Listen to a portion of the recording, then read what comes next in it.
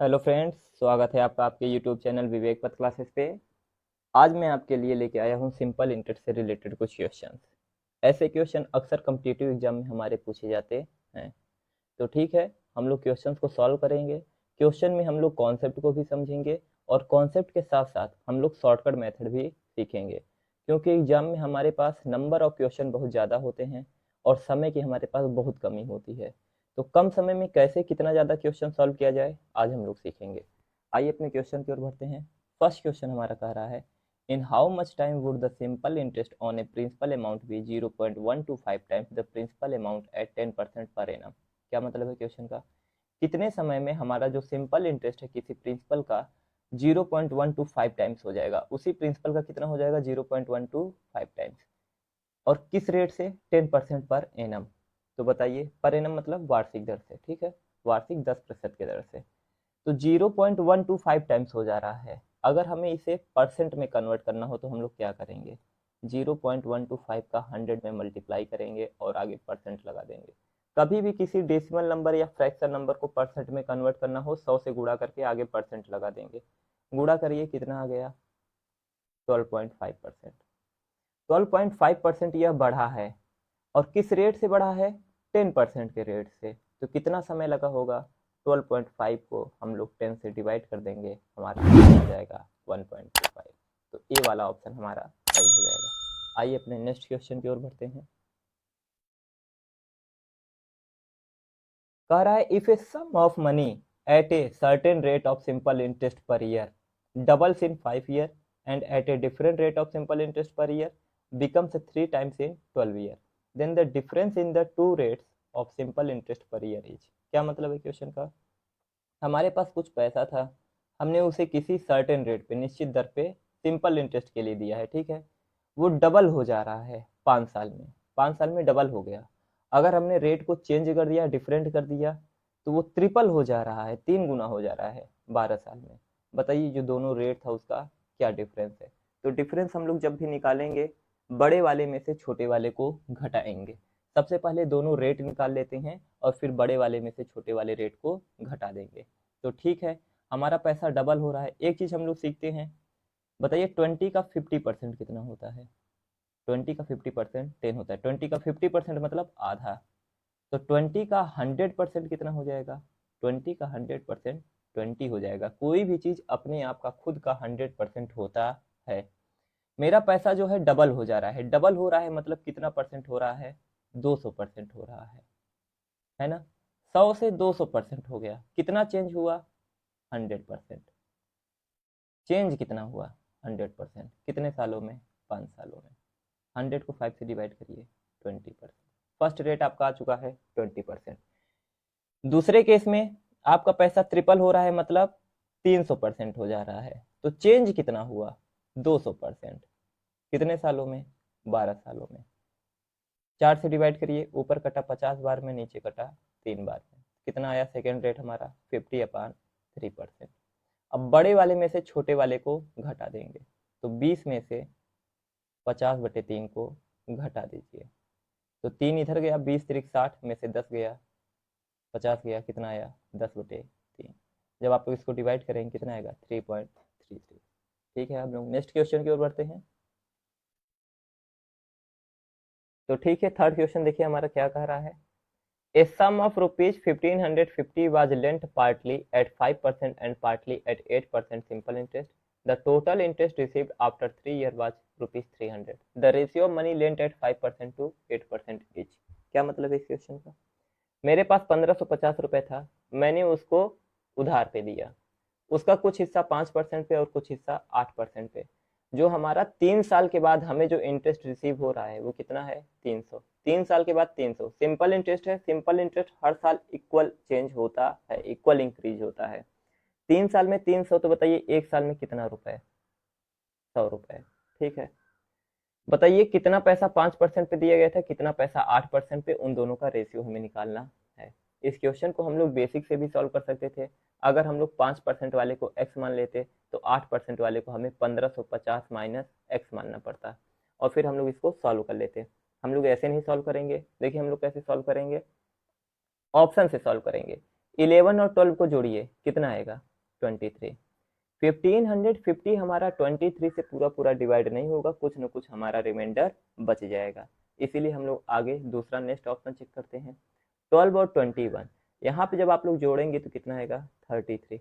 1550 हमारा 33 से भी पूरा पूरा डिवाइड नहीं होगा, कुछ न कुछ रिमाइंडर बच जाएगा। 11 और 13 जोड़िए, कितना आएगा 24। 1550 हमारा 24 से भी पूरा पूरा डिवाइड नहीं होगा, कुछ न कुछ रिमाइंडर हमारा बच जाएगा।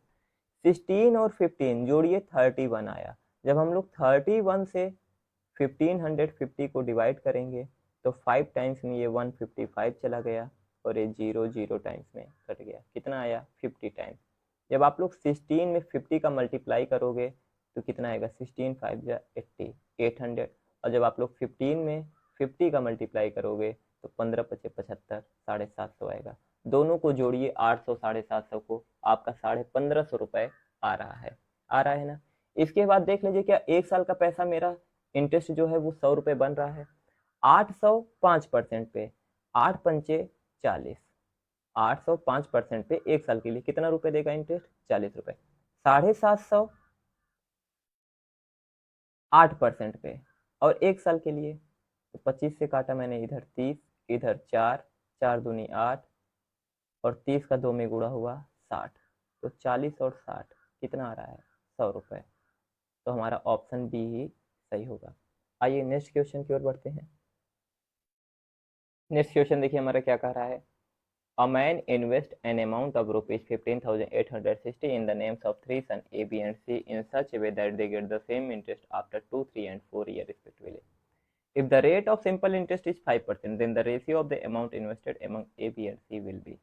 क्या मतलब है क्वेश्चन का, एक आदमी कुछ पैसा इन्वेस्ट कर रहा है, कितना पैसा 15,860 रुपए, अपने 3 लड़कों के नाम पे इन्वेस्ट कर रहा है जिनका नाम है ए, बी और सी।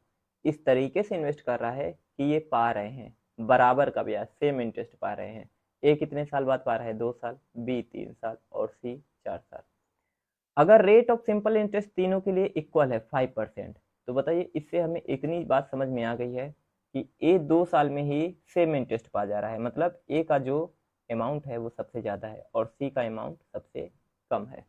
वही वो पूछ रहा है कि बताइए जो अमाउंट तीनों के बीच में इन्वेस्ट किया गया था उसका क्या रेशियो है। तो ए का अमाउंट सबसे ज़्यादा है तो ए का रेशियो सबसे ज़्यादा होगा।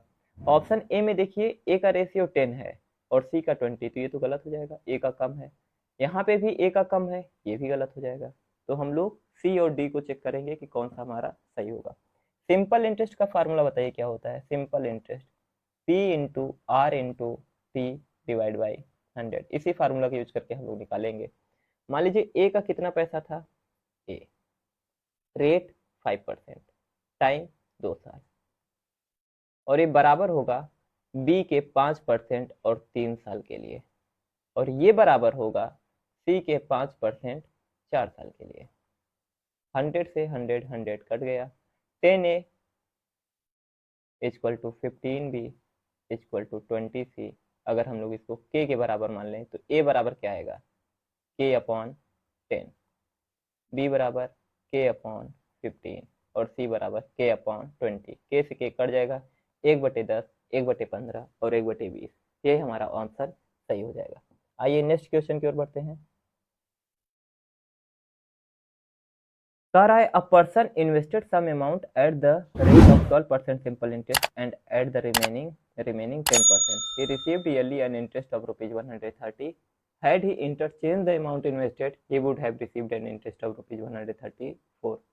How much money did he invest at different rate? क्या मतलब क्वेश्चन का, एक इंसान कुछ पैसे को 12% रेट से इन्वेस्ट करता है और कुछ पैसे को 10% पे, तो उसे कितना ब्याज मिल रहा है 130 रुपए।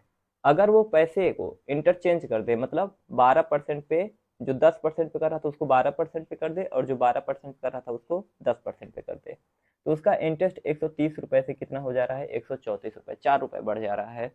बताइए कितना पैसा उसने पहली बार डिफरेंट रेट पे इन्वेस्ट किया था।